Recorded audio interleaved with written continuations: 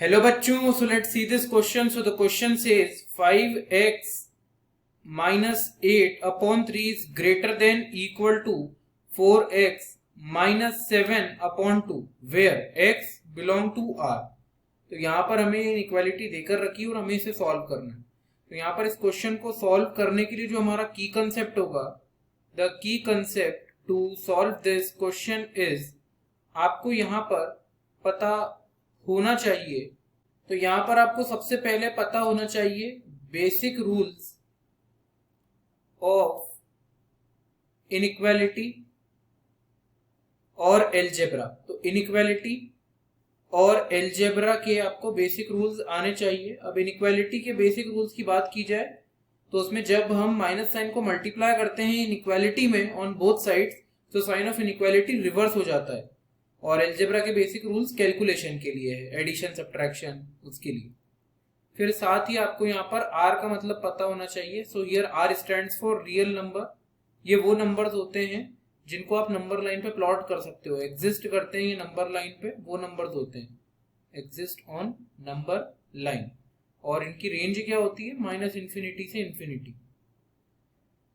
तो यहाँ पर हम इन्हें की कंसेप्ट के तौर पर यूज करेंगे. तो आइए अब हम हमारे की कंसेप्ट को इम्प्लीमेंट करते हैं और क्वेश्चन को सॉल्व करते हैं. हमको दिया हुआ है इनइक्वालिटी में 5x minus 8 upon 3 is greater than equal to 4x minus 7 upon 2.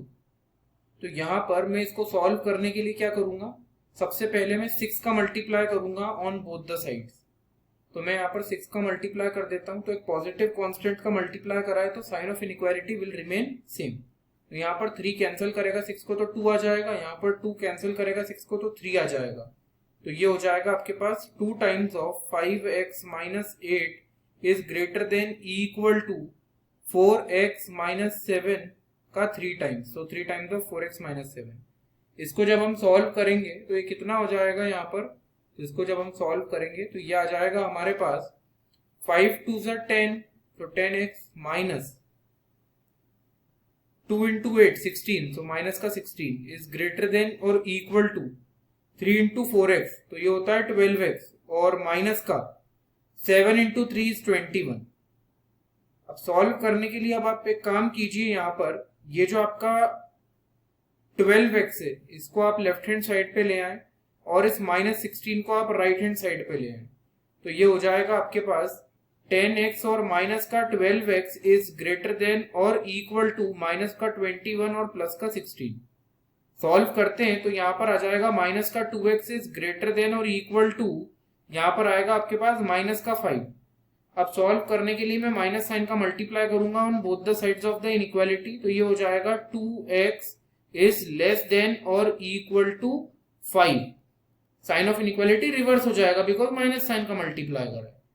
फिर यहाँ पर हम 2 से डिवाइड कर देते हैं on both sides of the inequality. तो यहाँ से 2 से 2 कैंसल, तो x इज लेस देन और इक्वल टू 5/2 ये आ जाएगा हमारे पास.